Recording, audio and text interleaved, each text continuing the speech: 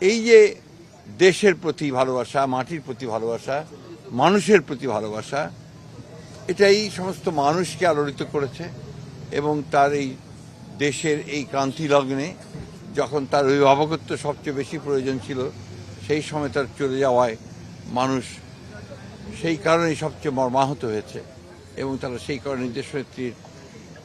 নামাজে জানা যায় তার আত্মার মাগফিরাতের জন্য তারা সমবেত হয়েছে, চোখের পানি ফেলেছে এবং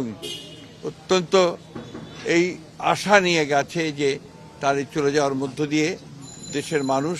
গণতন্ত্রকে প্রতিষ্ঠার দিকে যে কর্তব্য পালন করা সেই কর্তব্য তারা পালন করবে এবং আগামী নির্বাচনকে সুষ্ঠু, অবাধ, নিরপেক্ষ করে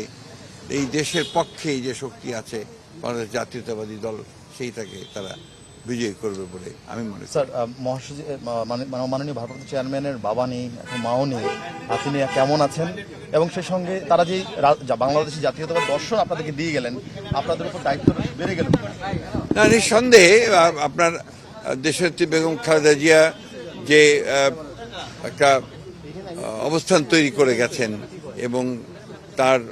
পুত্র আমাদের নেতা যারা তারেক রহমান সাহেব এর যেমন একটা দায়িত্ব আছে, ঠিক একই সঙ্গে বিএনপির প্রতিটি নেতাকর্মীর দায়িত্ব রয়েছে যে বাংলাদেশি জাতীয়তাবাদের যে দর্শন শহীদ প্রেসিডেন্ট জিয়াউর রহমান সাহেব দিয়ে গেছেন সেটা দেশনেত্রী বেগম খালেদা জিয়া সেই পতাকা তুলে ধরেছিলেন ওপরে এবং স্বাধীনতার সার্বভৌমত্বের যে পতাকা সেটাও তিনি তুলে ধরেছিলেন। একইভাবে তারেক রহমান সাহেবও সেই পতাকা তুলেই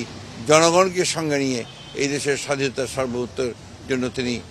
কাজ করবেন, রক্ষা করার জন্য কাজ করবেন এবং তাকে সুসংগত করবেন এবং গণতন্ত্রকে প্রতিষ্ঠা করবেন, এটাই মানুষের প্রত্যাশা। আগামী নির্বাচনে ম্যাডাম যেহেতু নেই, নির্বাচন তার কোনো প্রভাব পড়বে কিনা আপনি বলে মনে করেন কিনা?